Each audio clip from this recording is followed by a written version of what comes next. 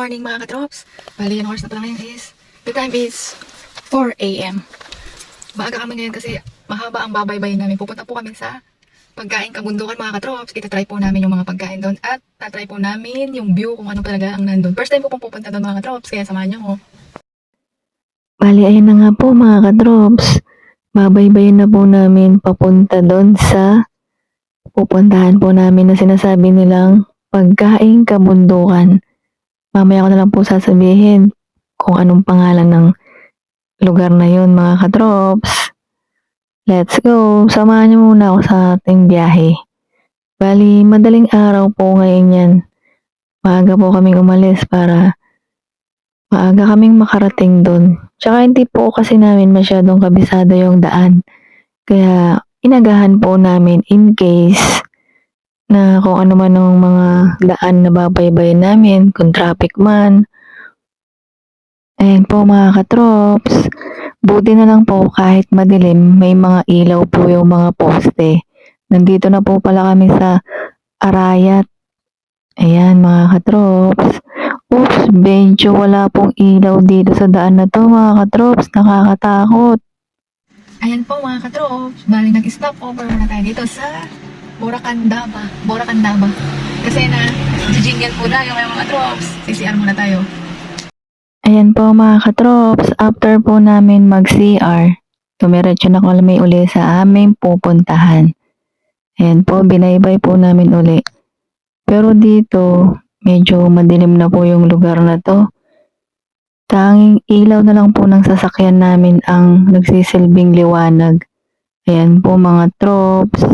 Pero mabagal lang po kami dyan mga katrops. Pinas forward ko lang po. Hehehe.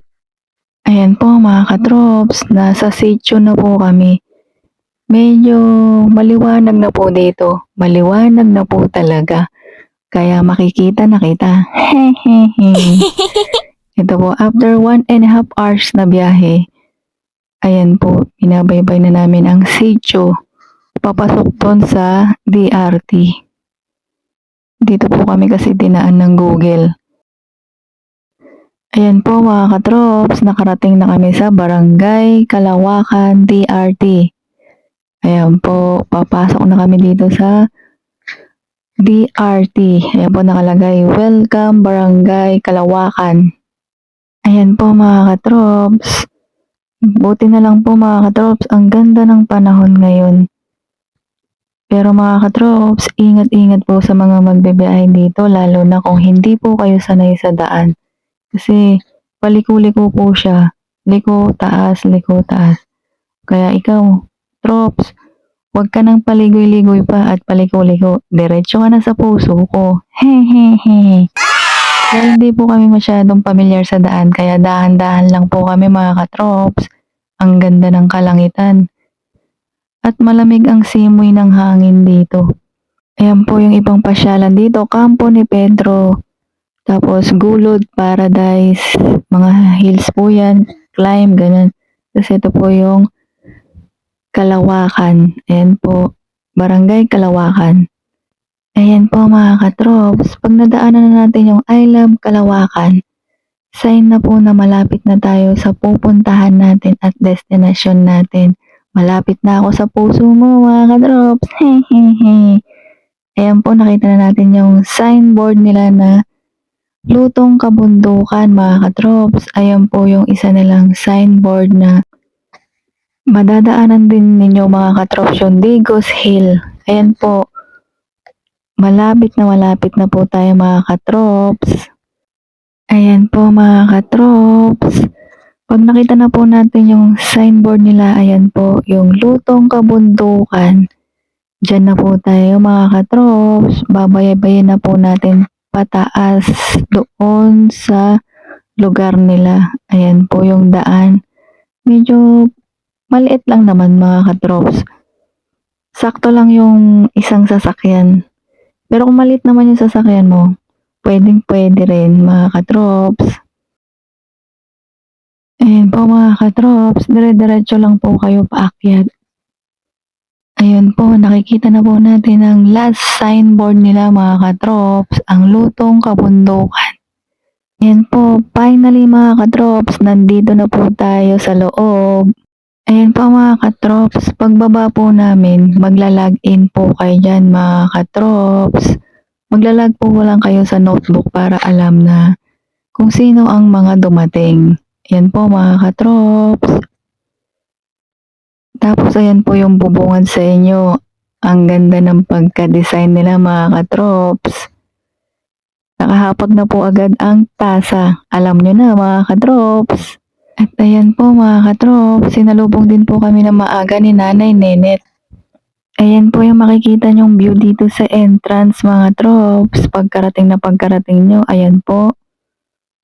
Di na ako nakapaghintay. Sinubukan ko na at tinry yung coffee malunggay nila mga katrops. Dito nyo lang yan matitigman mga katrops. Sa pagkain kabundukan. Let's try mga katrops. Ang sarap niya mga katrops. Hindi siya masyadong mapait. Tamang-tama lang. Parang ikaw trops. Hehehe. Ayan po mga katrops. Ito po yung magiging tubig namin mga katrops. May mga dahon-dahon po yan. Refreshing, maganda sa katawan. Mga trops, try nyo.